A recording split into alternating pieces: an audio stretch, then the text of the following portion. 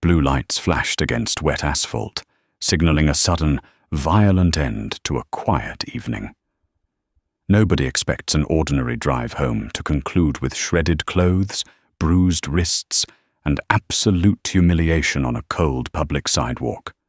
She stood shivering, stripped of her dignity by men sworn to protect and serve, while passing cars slowed to witness the brutality.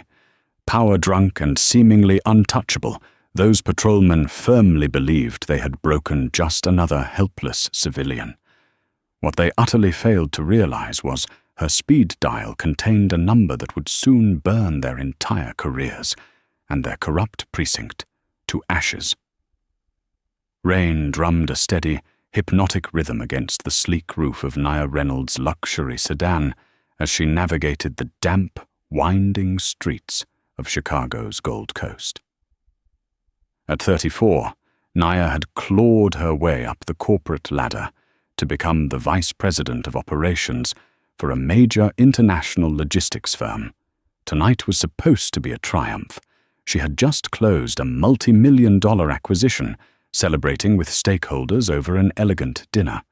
She wore a stunning, bespoke emerald silk wrap dress, a piece tailored specifically for her by a renowned Italian designer, a symbol of her hard-earned success. She was sober, exhausted, and solely focused on getting back to her apartment. Then, the blinding glare of red and blue strobes flooded her rearview mirror. Nia checked her speedometer. She was going 28 in a 30-mile-per-hour zone. Her tags were up to date, her tail lights were perfectly functional, and she had used her turn signal at every intersection. With a quiet sigh, she pulled her vehicle over to the shoulder, shifting the car into park and resting her hands visibly at the top of the steering wheel. She knew the drill. Even with her status, her income, and her pristine record, she was a black woman driving a brand-new, six-figure car in a predominantly white, affluent neighborhood late at night. In her rearview mirror, she watched two figures emerge from the patrol cruiser, Officer Craig Dunlap and Officer Tobias Rourke. Dunlap was a towering, heavy-set man with a tightly cropped buzz cut and a perpetual scowl that suggested he viewed the entire civilian population as an inconvenience. Rourke was younger, wiry, with nervous energy, and a hand resting far too comfortably on the butt of his service weapon. Dunlap tapped on her window with a heavy metal flashlight. Thwack, thwack. Nia lowered the window halfway, letting the cold, damp air rush into the leather-scented cabin. "Good evening, officer. Is there a problem?" "License, registration, and proof of insurance," Dunlap barked, completely ignoring her greeting. He leaned down, shining his blinding flashlight directly into her eyes, then aggressively sweeping the beam across the pristine interior of her car. "May I ask why I was pulled over?" Nia asked, her voice calm, modulated, and professional. She slowly reached toward the passenger seat to retrieve her purse, narrating her movements. "I am reaching into my bag to get my wallet." "I said license and registration, not 20 questions," Dunlap snapped, his voice rising in volume. Rourke stepped closer to the passenger side, peering through the rain-streaked glass. "Whose car is this exactly?" he asked, his tone dripping with thick, undeniable condescension. Nia handed her documents through the window. "It is my vehicle. Now, according to departmental procedure, you are required to inform me of the reason for this stop." Dunlap snatched the cards from her fingers. He looked at her license, then down at her perfectly manicured nails and the emerald silk of her dress. Something about her composure, her articulation, and her refusal to cower seemed to instantly enrage him. Bullies in uniform are rarely prepared for educated defiance. "Your license plate light is flickering," Dunlap lied. "It was a brand new car. The LED lighting system was flawless. And you drifted over the yellow line back on Elm Street. Have you been drinking?" I have not had a single drop of alcohol tonight, Naya stated firmly. And I did not drift over any lines. If you are issuing a citation for a flickering light, please write the ticket so I can be on my way. Step out of the vehicle, Dunlap ordered. Naya froze. For a traffic citation? No, officer. I do not feel safe stepping out of my vehicle on a dark, wet road when I have committed no crime. You have my identification. Please process it. I am giving you a lawful order, Dunlap bellowed, his face turning an angry shade of red. He grabbed the door handle, but Naya had already pressed the master lock. I am recording this interaction, Naya said, tapping a button on her dashboard console. I am not resisting, but I am questioning a clearly unlawful escalation of a routine traffic stop. Break the window, Tobias, Dunlap growled. Before Naya could even process the absolute insanity of the command, Rourke drew his baton and smashed it against the passenger side window.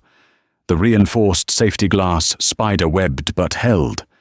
Naya screamed, instinctively throwing her hands up to protect her face. "Unlock the door!" Dunlap roared, drawing his own baton and striking the driver's side window. The glass shattered inward, showering Naya's lap, her face, and her beautiful silk dress with thousands of sharp, glittering fragments. Through the broken window, Dunlap reached in, unlocked the door, and yanked it open. Before Naya could unbuckle her seatbelt, Dunlap's massive hands clamped onto her arm. He hauled her sideways, the seatbelt locked, pinning her, and the sheer force of his pull tore the delicate emerald silk of her dress right down the bodice. "Stop, you're hurting me," Naya cried out, frantically pressing the seatbelt release. As the buckle clicked, Dunlap dragged her completely out of the vehicle. She stumbled into the rain, her high heels slipping on the wet pavement.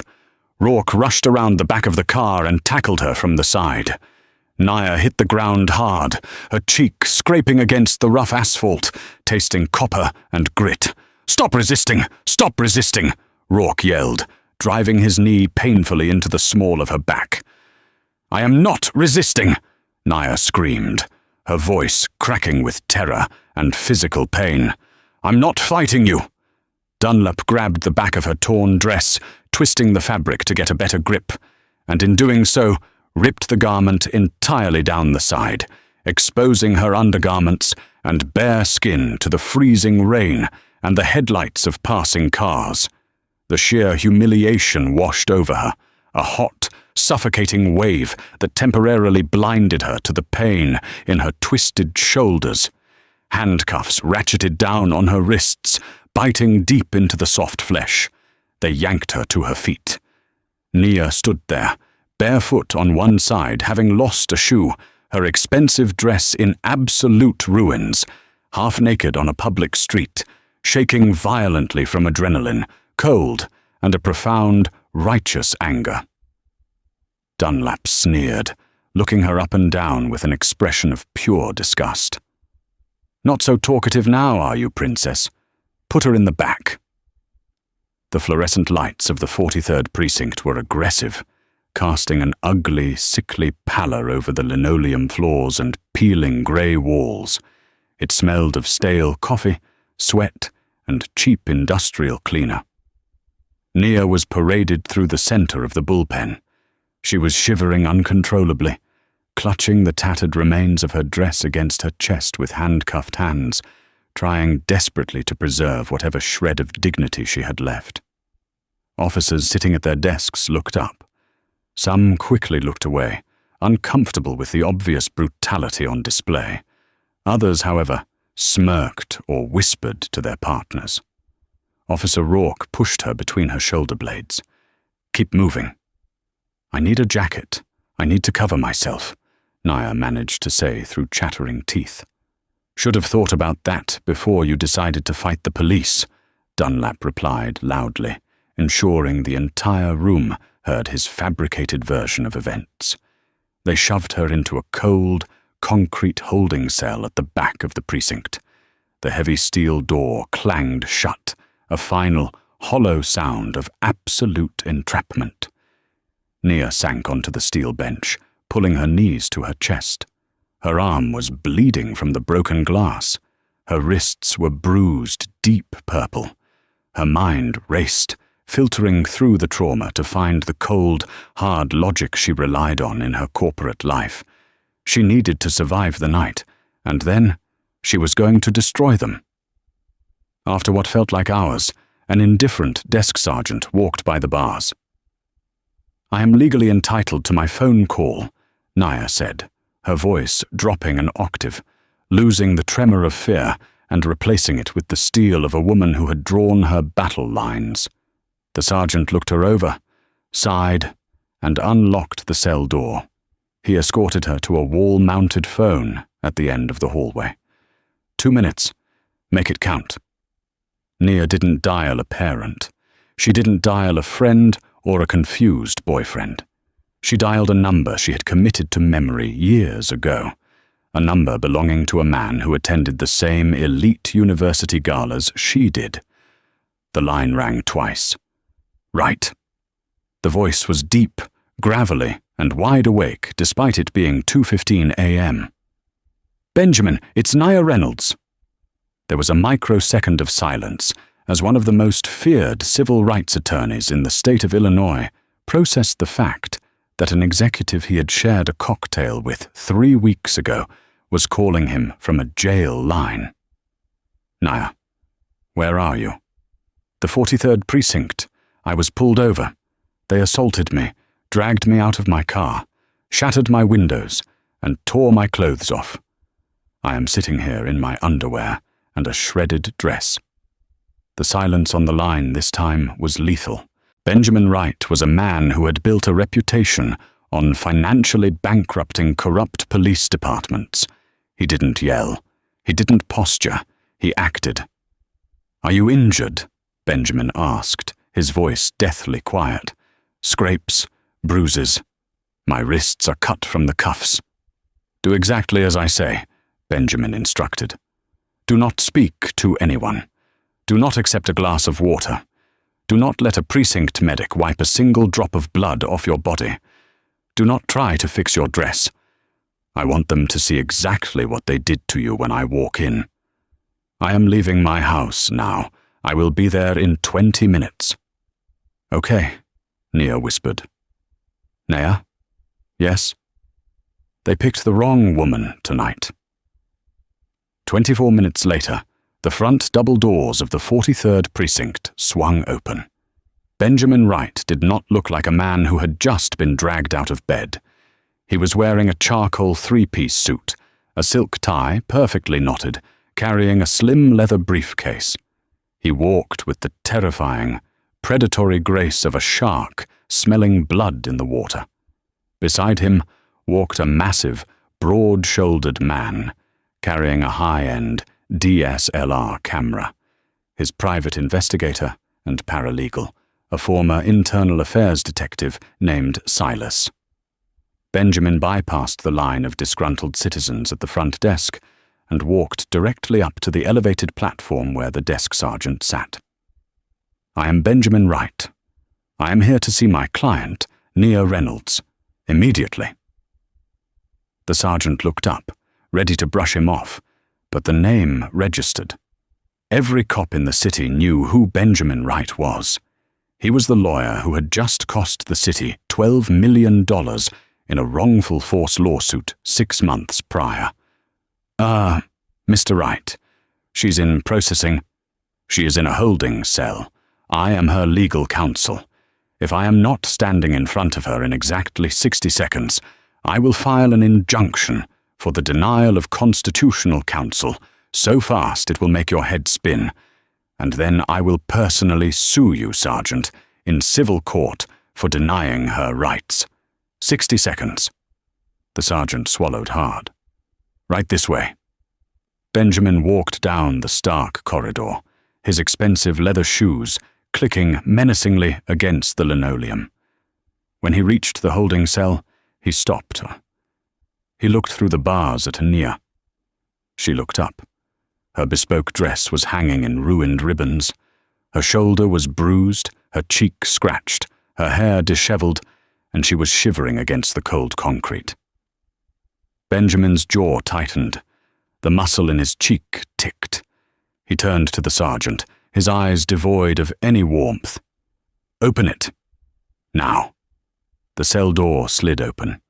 Benjamin took off his custom-tailored charcoal suit jacket and gently draped it over Naya's shoulders, effectively covering her exposed skin.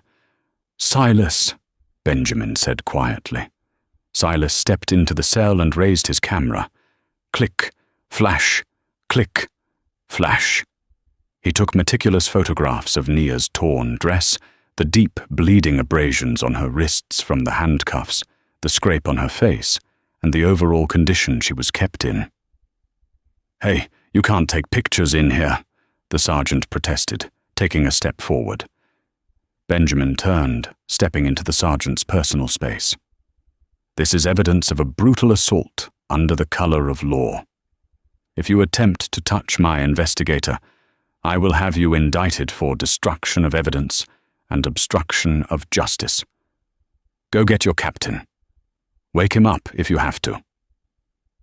10 minutes later, Benjamin and Nia were sitting in a cramped, stuffy interrogation room. Across the metal table sat Captain Gregory Mitchell, a man exhausted by his job and rapidly realizing his night was about to get exponentially worse. Standing behind the captain were officers Dunlap and Rourke. Dunlap still had his arrogant scowl, though Rourke looked visibly pale. "Mr. Wright," Captain Mitchell sighed, rubbing his temples. "Your client was driving erratically. She was uncooperative, refused a lawful order to exit the vehicle, and actively resisted arrest.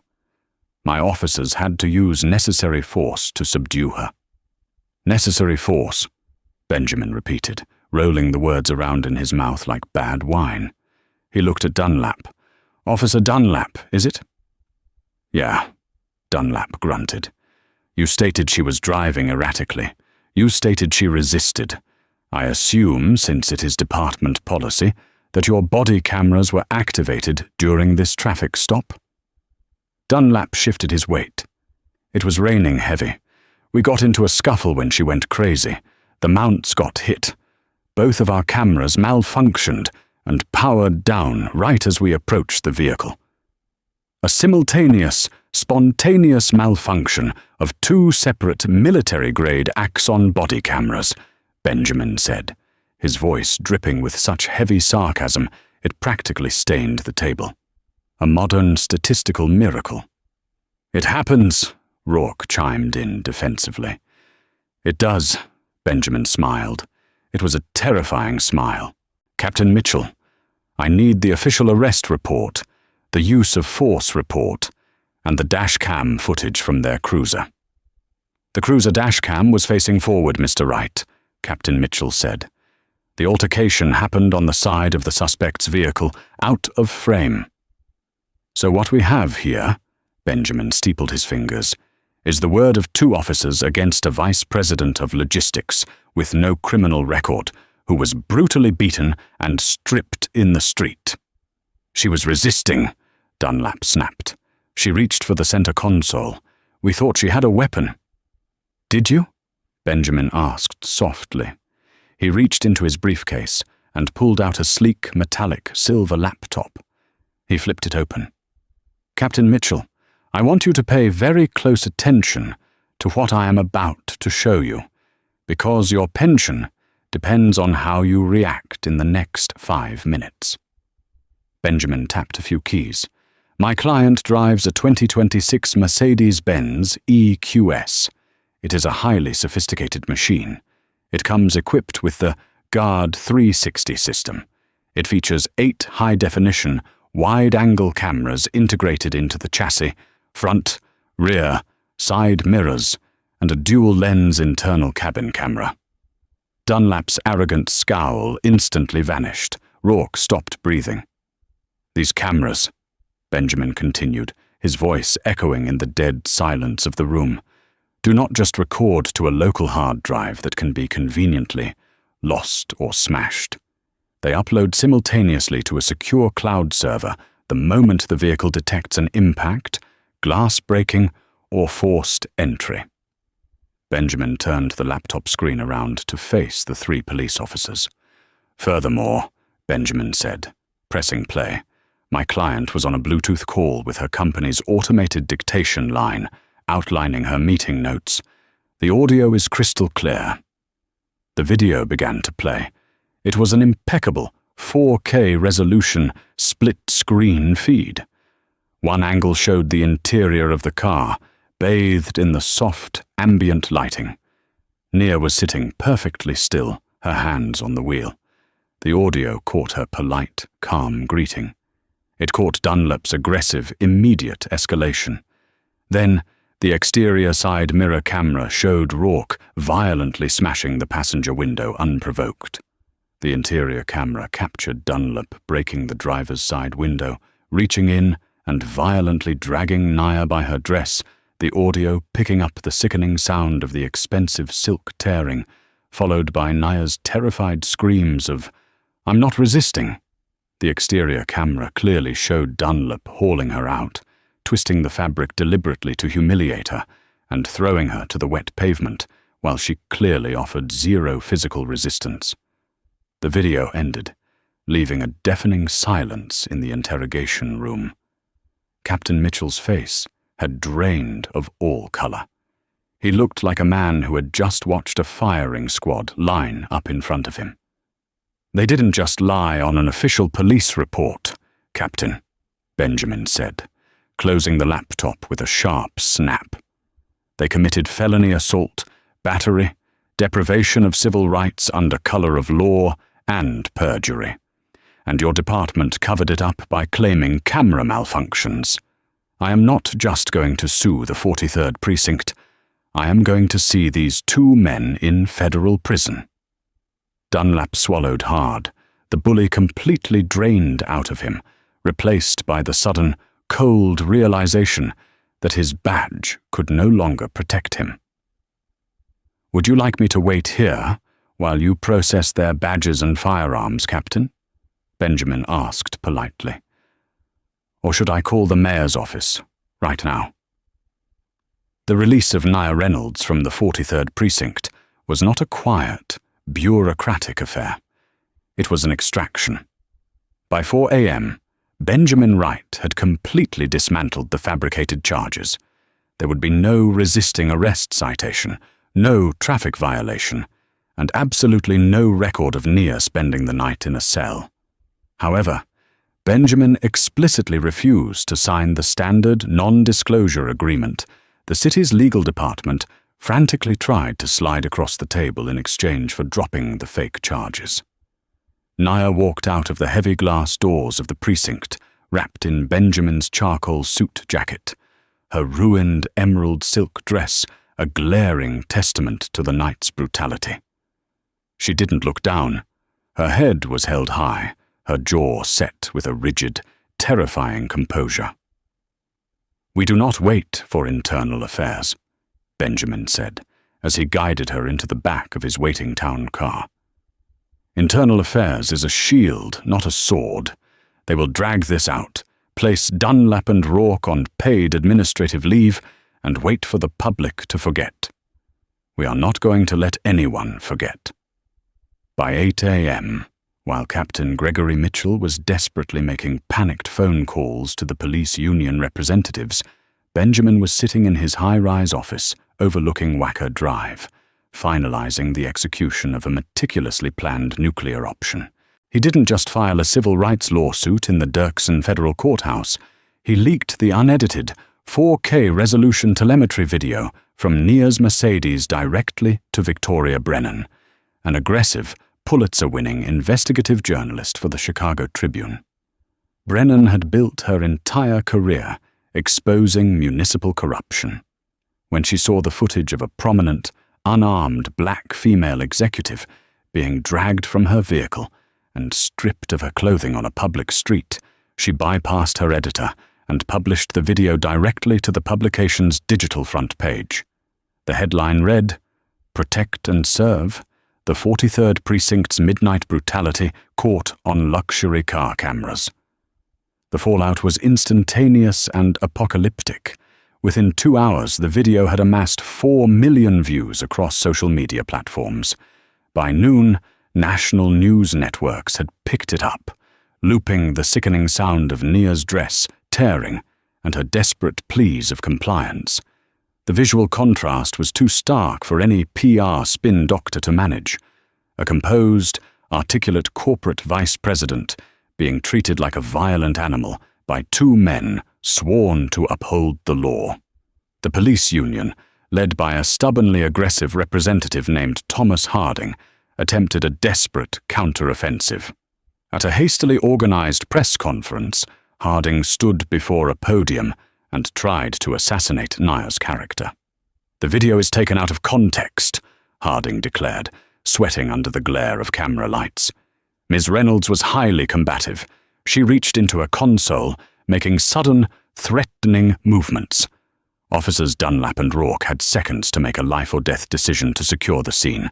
"We stand by our officers." It was a fatal miscalculation. 10 minutes after Harding's press conference concluded, Benjamin Wright released the second piece of evidence, the crisp, isolated audio recording from Nia's Bluetooth dictation software. The audio definitively proved she was speaking in a calm, modulated tone, narrating her every move to the officers and explicitly stating she was reaching for her wallet. It proved that Dunlap's escalation was entirely unprovoked and fueled by pure malice. The public outrage transformed from a simmer into a roaring, uncontrollable blaze. Protests erupted outside the 43rd Precinct. The mayor's office was flooded with thousands of angry calls from citizens, civil rights groups, and most damagingly to the city's infrastructure, corporate leaders who sat on the same executive boards as Nia. Several major logistics and shipping companies threatened to pull their operations out of the city entirely if swift justice was not served. Under the crushing weight of public and financial pressure, the police department's blue wall of silence began to fracture. The mayor bypassed the chief of police entirely and called the local field office of the FBI, formally requesting a federal civil rights investigation into the 43rd Precinct. By 5 p.m. that evening, officers Craig Dunlap and Tobias Rourke were stripped of their badges, their firearms, and their police powers. But Benjamin Wright was far from finished. Suspending 2 corrupt cops was just pruning the branches. Benjamin intended to uproot the entire rotting tree. The true twist in Benjamin's strategy revealed itself on Monday morning. He was not merely suing Dunlap and Rourke for assault and battery. He filed a colossal $50 million class action RICO and civil rights lawsuit against the entire leadership structure of the 43rd Precinct, naming Captain Gregory Mitchell as the primary orchestrator of a systemic, racially motivated criminal enterprise operating under the guise of law enforcement. During the initial discovery phase, Benjamin and his lead investigator, Silas, unleashed a relentless storm of subpoenas. They demanded a decade's worth of use-of-force reports, internal communications, dashcam footage, and civilian complaints originating from the 43rd Precinct. The city's legal defense team tried to block the subpoenas, arguing they were overly broad. But Benjamin presented the judge, a stern, no-nonsense federal magistrate named Arthur Pendleton, with a damning statistical analysis. He proved that complaints filed against Dunlap had been systematically buried by Captain Mitchell for 8 consecutive years. Mitchell had protected his top arrest producer at the expense of the community's safety. Judge Pendleton slammed his gavel and granted Benjamin full access to the precinct's archives. What Silas uncovered in those files was a nightmare of corruption. It wasn't just Nia. There was a documented, horrifying pattern of Dunlap and Rourke targeting minority professionals driving luxury vehicles in affluent neighborhoods, escalating stops to manufacture resisting arrest charges, and seizing assets. Nia was simply the first victim who had the financial resources. the undeniable technological proof, and the sheer willpower to fight back. As the federal net tightened, the solidarity between the corrupt officers shattered completely. Survival instincts kicked in, and the weakest link broke. Tobias Rourke, the younger officer, realized with terrifying clarity that the police union was preparing to throw him and Dunlap to the wolves to save the rest of the department. Facing a minimum of 15 years in federal prison for civil rights violations and perjury, Rourke's bravado evaporated. In the dead of night, Rourke's private attorney contacted the United States Attorney's Office. Rourke agreed to a full, unconditional plea deal. He would turn state's witness. The karma hit hard, fast, and without an ounce of mercy. Rourke provided the FBI with sworn testimony and physical ledgers proving that Captain Mitchell actively encouraged aggressive, unlawful stops to boost precinct statistics and secure federal grant money. Mitchell had rewarded Dunlap's brutality with prime shifts and commendations, fostering an environment where officers felt completely untouchable. 3 weeks after the night Nia Reynolds was dragged into the rain, the FBI raided the 43rd Precinct. It happened in the middle of the afternoon shift. Heavily armed federal agents swarmed the bullpen, locking down the building. Captain Gregory Mitchell was handcuffed at his desk, his face pale and slack as agents boxed up his hard drives and files. But the most poetic justice was reserved for Craig Dunlap. Dunlap was at a local diner, meeting with union representatives, still loudly complaining about how he was the victim of a media witch hunt. Federal agents, accompanied by a local news crew that had been tipped off by Victoria Brennan, surrounded the diner. They did not ask him politely to step outside. They ordered him out at gunpoint.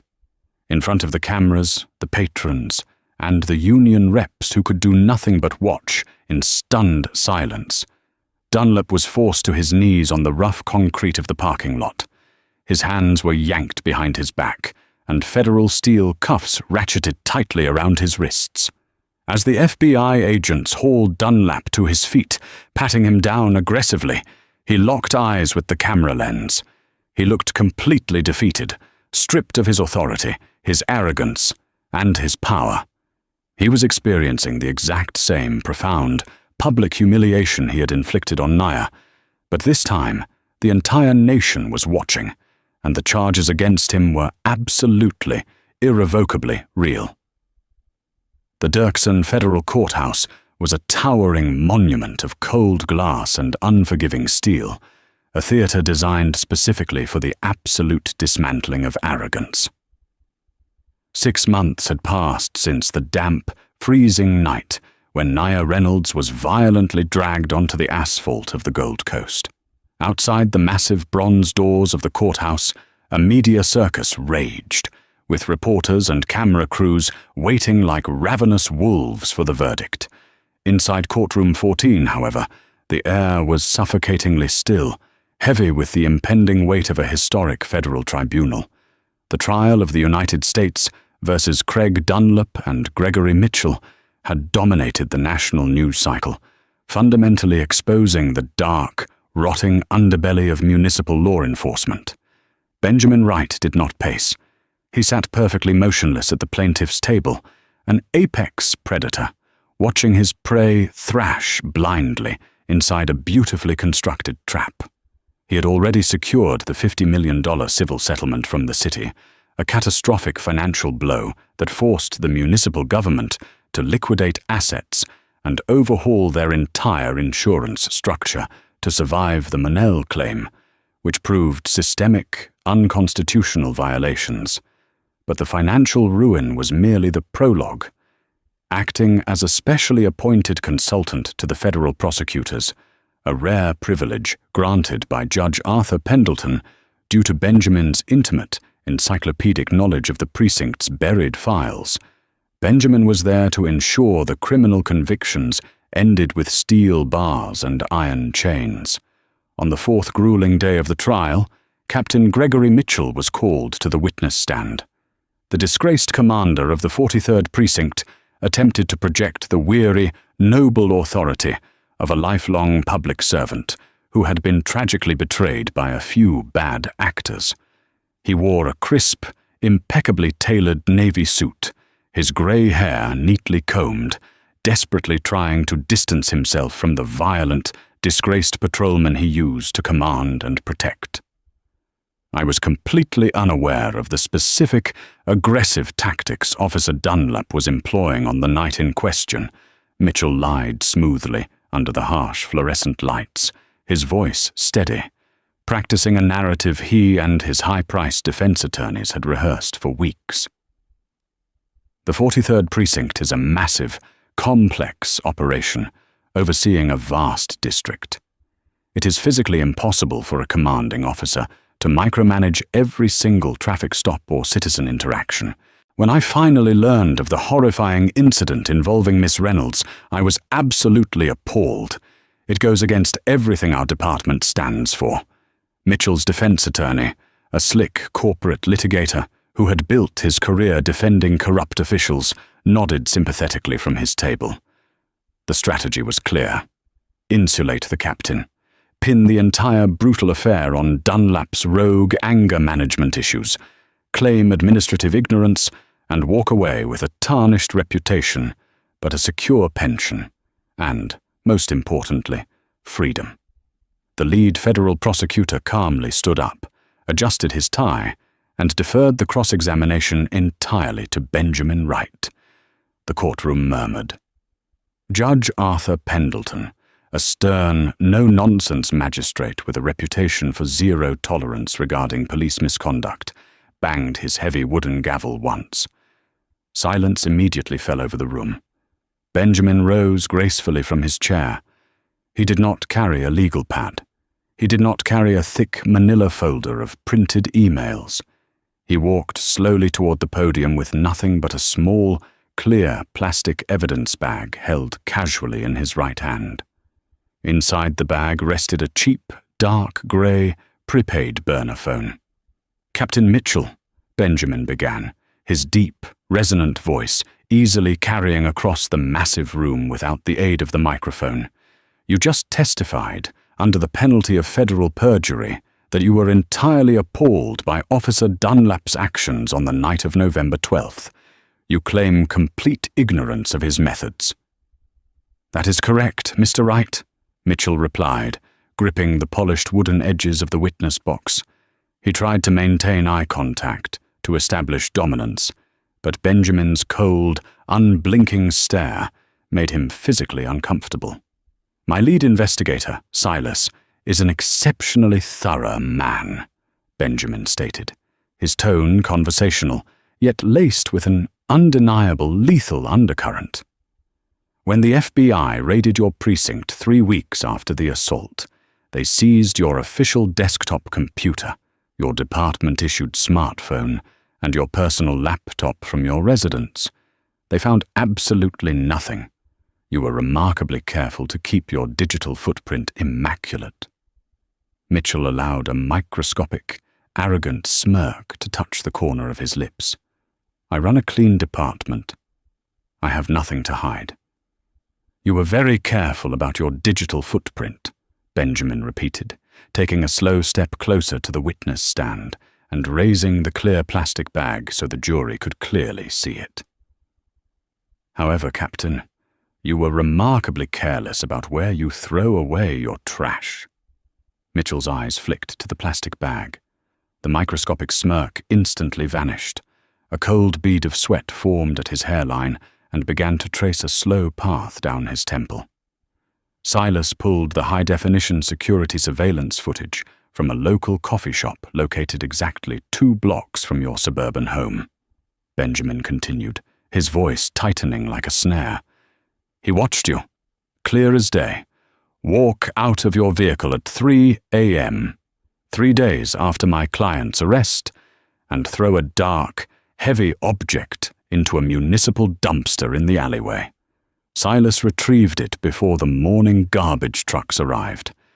It was this exact prepaid phone. I have absolutely no idea what that device is, Mitchell stammered, his confident, polished facade suddenly fracturing under the immense pressure. He looked frantically toward his defense attorney, who was suddenly furiously scribbling on a legal pad, the color draining from his face. "That is incredibly unfortunate for you, Captain, because the cyber forensic recovery team at the FBI certainly knows what it is." Benjamin smiled. It was a terrifying, shark-like expression that promised nothing but total ruin. They successfully recovered a series of deleted, encrypted text messages sent between this specific device and a similar prepaid burner phone registered under a false alias to Officer Craig Dunlap. I have the certified, decrypted transcripts right here. The gallery erupted into a loud, chaotic murmur. Reporters leaned over the wooden railing, frantically typing on their phones. Judge Pendleton slammed his gavel repeatedly. "Order! I will clear this courtroom if I do not have absolute silence." Once the room fell dead silent, Benjamin reached into his breast pocket and pulled out a single folded sheet of paper.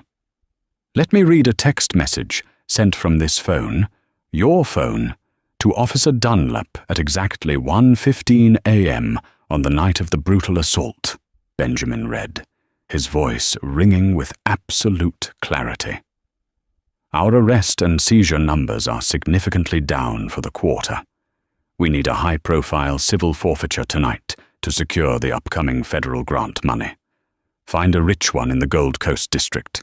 I don't care how you do it or what you have to manufacture. Just make it stick and seize the vehicle." Mitchell turned a sickly, ashen shade of grey. His hands trembled violently against the wooden ledge. The silence in the room was absolute, heavy, and suffocating. And here is Officer Dunlap's direct reply at 1:42 a.m., mere moments before he illegally pulled over a vice president of logistics for a fabricated, non-existent, flickering license plate. Benjamin pressed, stepping right up to the edge of the witness box, invading Mitchell's space. "Spotted a black 2026 Mercedes EQS, female driver. Easy target. Moving in."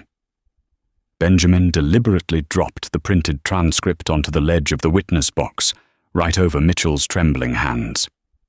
"You didn't just passively tolerate the brutality, Captain Mitchell," Benjamin declared, his voice a booming, righteous thunder in the silent courtroom.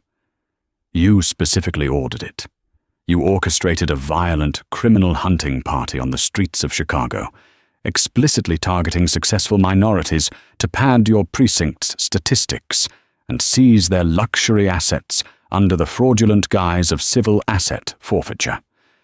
You built a deeply corrupt, racially motivated empire, and you built it entirely on the broken dignity and terror of innocent citizens like Nia Reynolds." "Objection! Your Honor!" the defense attorney shrieked, leaping to his feet, his chair clattering backward onto the floor. "Counsel is testifying and badgering the witness." "Overruled!" Judge Pendleton roared, leaning over his bench, his eyes fixed on the trembling captain with pure, unadulterated disgust. "The witness will answer the accusations." But Mitchell had no answer.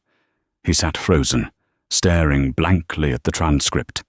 The trap had forcefully snapped shut, breaking his carefully constructed defense, his corrupt career, and his freedom in a single, devastating blow. The absolute, undeniable karma of a high-ranking, untouchable police captain being brought down by a piece of garbage he thought he had safely disposed of was poetic, vicious, and entirely complete. The Dirksen Federal Courthouse stood as a towering monolith of steel and dark glass against the grey Chicago skyline, an unyielding fortress where the arrogant inevitably came to be humbled. 6 months had passed since the damp, freezing night when Nia Reynolds was violently dragged onto the unforgiving asphalt of the Gold Coast. Now, the bitter winds of November had returned, but the chilling atmosphere inside Courtroom 14 was generated entirely by the sheer gravity of federal justice about to be dispensed. The media circus outside the courthouse doors was deafening, a chaotic sea of satellite trucks, flashing cameras and shouting reporters. The public had not forgotten the harrowing audio of a composed woman desperately pleading for her dignity, while her silk dress was ripped apart by those sworn to protect her. The outrage had sustained a fever pitch, transforming a single incident of police brutality into a nationwide demand for an absolute reckoning. Inside the courtroom, the air was as sterile and silent as a tomb. Nia Reynolds sat in the front row of the gallery, the very picture of unbreakable, immaculate power. She wore a perfectly tailored, razor-sharp ivory suit that contrasted starkly with the vivid memory of the shredded emerald dress she had clutched to her shivering body in the precinct-holding cell. Her posture was rigidly straight, her expression an impenetrable mask of absolute calm. She did not fidget. She did not look away. She was there to witness the complete destruction of the men who had attempted to break her. Beside her sat Benjamin Wright, the legal apex predator who had orchestrated this entire siege. He leaned back in the heavy oak pew, his hands resting casually on his knees, projecting the relaxed confidence of a man who already knew the board was cleared and the checkmate was inevitable. He had already secured a historic $50 million civil settlement from the city, a financial blow so catastrophic it had forced the municipal government to liquidate vacant properties and completely restructure their liability insurance under the crushing weight of a systemic constitutional violation claim. But the money was never the primary objective. The objective was the steel cages awaiting the defendants. The heavy wooden door beside the judge's bench swung open, and the bailiff's voice rang out, demanding the room rise. Judge Arthur Pendleton, a man whose stern reputation was matched only by his deep, booming voice, took his seat. He looked down from the elevated bench, his eyes sweeping over the defense tables with a look of profound, unmasked disgust. "Bring in the defendants," Judge Pendleton ordered. A collective breath was drawn in the courtroom as the side doors opened. United States Marshals escorted Craig Dunlap and Gregory Mitchell into the room. The visual transformation of Craig Dunlap was a staggering testament to the absolute, unforgiving nature of hard karma. The towering, heavy-set patrolman who had sneered at Nia, who had gripped her torn clothing and shoved her bruised body into a cold concrete cell, was entirely gone. In his place was a defeated, hollowed-out shell of a man. He was stripped of his badge, his uniform, and his terrifying authority. Instead, he wore a bright, humiliating orange federal jumpsuit, heavy iron chains wrapped around his waist, connecting to thick steel cuffs that locked his wrists tightly together. The chains clinked with a sickening metallic rhythm as he shuffled toward the defense table. He was experiencing the exact same profound, public humiliation, the exact same restriction of movement, and the exact same terrifying powerlessness he had so casually inflicted upon Nia. But his nightmare was not a temporary holding cell. It was the rest of his natural life. Captain Gregory Mitchell walked behind him, looking equally destroyed. The arrogant orchestrator of the 43rd Precinct's criminal enterprise had aged 10 years in the span of 6 months. His hair had thinned and turned entirely white. His face was gaunt and covered in a sickly sheen of nervous sweat. He kept his eyes glued to the scuffed wooden floor, completely unable to meet the piercing, triumphant gaze of the woman he had targeted for a predatory shakedown. "We are here today for the sentencing phase of this tribunal," Judge Pendleton began, his voice echoing off the high paneled walls. "A jury of your peers has found you both guilty on all federal counts, including racketeering, conspiracy to commit fraud, perjury, and the violent deprivation of civil rights under the color of law. Judge Pendleton adjusted his glasses, looking directly at Dunlap. "Mr. Dunlap, please stand." The chains rattled loudly as the marshals hauled Dunlap to his feet. He trembled visibly, his broad shoulders slumped forward in total defeat. "In my 30 years on the bench," Judge Pendleton said, the quiet fury in his tone slicing through the silence, "I have rarely encountered a more sickening display of cowardly malice. You took an oath to protect the citizens of this city. Instead, you weaponized your badge to terrorize a law-abiding woman.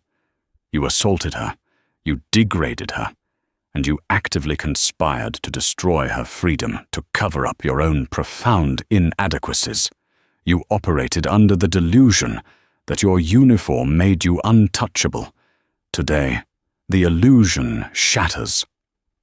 Dunlap squeezed his eyes shut as a single tear leaked down his weathered cheek.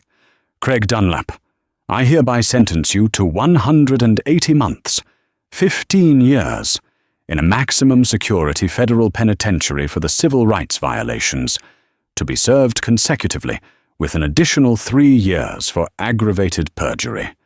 18 years, Mr. Dunlap, without the possibility of early parole. You are remanded immediately to the custody of the Bureau of Prisons." A loud, sharp sob escaped Dunlap's throat.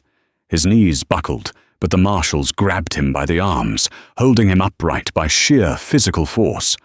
18 years. The absolute finality of the number hung in the air, a crushing weight that effectively ended his life as a free man. "Mr. Mitchell, stand up," the judge commanded sharply, not allowing the room a moment to recover. Mitchell rose slowly, leaning heavily against the defense table. "You did not wield the baton, Mr. Mitchell, but you provided the arena," Judge Pendleton stated, his voice growing even louder. "You corrupted an entire institution. You demanded illegal seizures. You protected violent predators. And you built a criminal empire funded by the broken dignity of the people you were supposed to serve. You are a disgrace to the concept of law enforcement." Mitchell swallowed hard, his throat clicking audibly in the quiet room. "Gregory Mitchell, on the charge of orchestrating a systemic RICO enterprise, I sentence you to 300 months, 25 years in federal prison. You will likely draw your last breath behind bars, a fitting conclusion for a man who suffocated the justice system for his own gain." The gavel slammed down with the deafening crack of a rifle shot. The courtroom erupted into a chaotic symphony of gasps, weeping from the defendants' families, and the frantic clicking of press cameras. The marshals did not waste a second. They grabbed Dunlap and Mitchell, spinning them around and marching them forcefully toward the heavy side doors. As Dunlap shuffled past the gallery, his red, weeping eyes briefly met Nia's. Nia did not smile. She did not gloat. She simply watched him with the cold, calculating indifference of a woman observing the garbage being taken out. Her complete lack of emotion was the final, devastating blow to his fragile ego.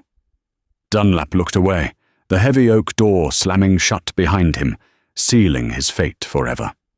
Even Tobias Rourke, who had broken ranks to turn state's witness in a desperate bid for survival, could not outrun the heavy hand of his own karma. In a separate, significantly quieter hearing later that afternoon, Rourke was sentenced to 5 years in a medium security facility.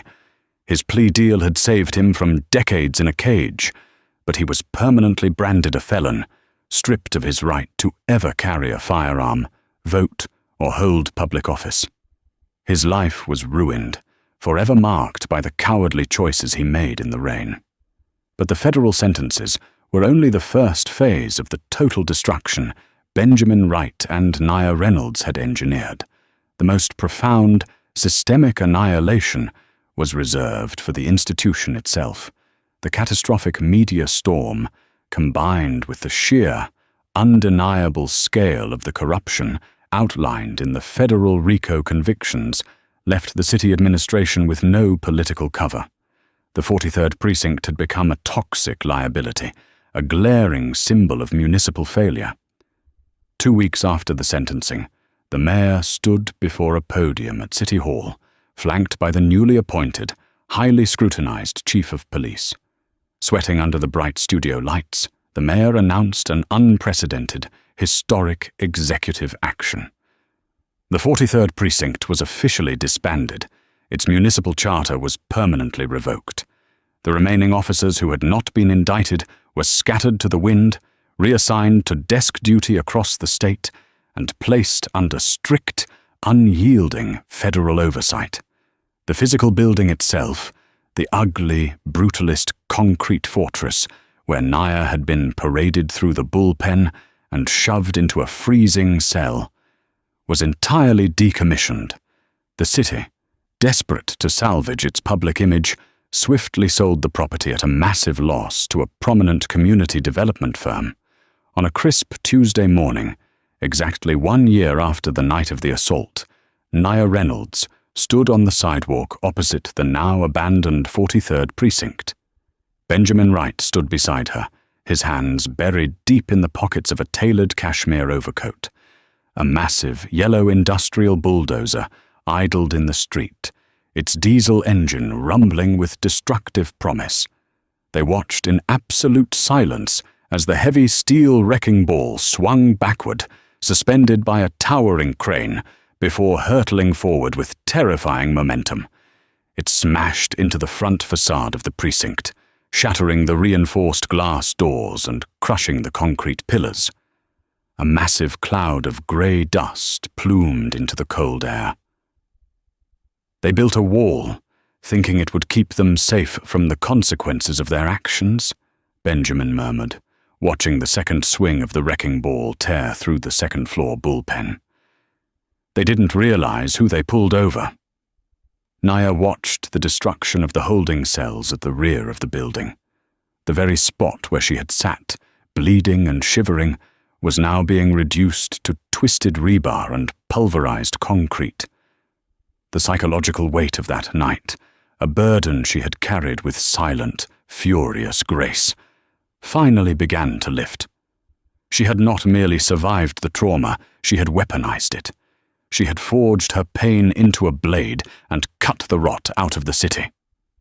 "We aren't finished, Benjamin," Naya said, her voice smooth, powerful, and utterly devoid of fear. She turned her back on the falling rubble. Using $20 million of her massive civil settlement, Naya established the Reynolds Vanguard Foundation. It was a highly specialized, aggressively funded legal defense initiative that partnered exclusively with Benjamin Wright's elite firm. Their sole, unwavering mission was to provide rapid, top-tier legal representation for minority citizens who were victims of police brutality, unlawful detainment, and civil asset forfeiture abuses. Naya applied her ruthless corporate efficiency to civil rights. The foundation maintained a 24-hour legal strike team, private investigators like Silas, and a war chest capable of bankrupting any corrupt municipality that attempted to shield its abusers.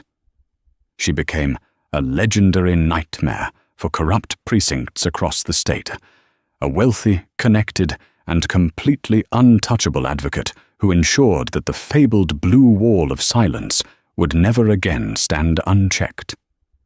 The patrolmen on that dark, wet street thought they were breaking a helpless woman. They firmly believed their badges made them invisible gods of the asphalt. Instead, in their blind, power-drunk arrogance, they had handed a brilliantly capable executive the exact tools she needed to legally obliterate their lives. They bulldozed their own corrupt stronghold the second they shattered her car window, ensuring they would spend the best years of their lives rotting in federal cages while she reshaped the city's justice system. The emerald silk dress was destroyed forever, but the woman who wore it had become an unbreakable force of nature, proving once and for all that absolute power is merely an illusion when confronted by a woman armed with the absolute truth. The dissolution of the 43rd Precinct stands as a monumental testament to the fact that absolute power is merely an illusion when confronted by absolute truth.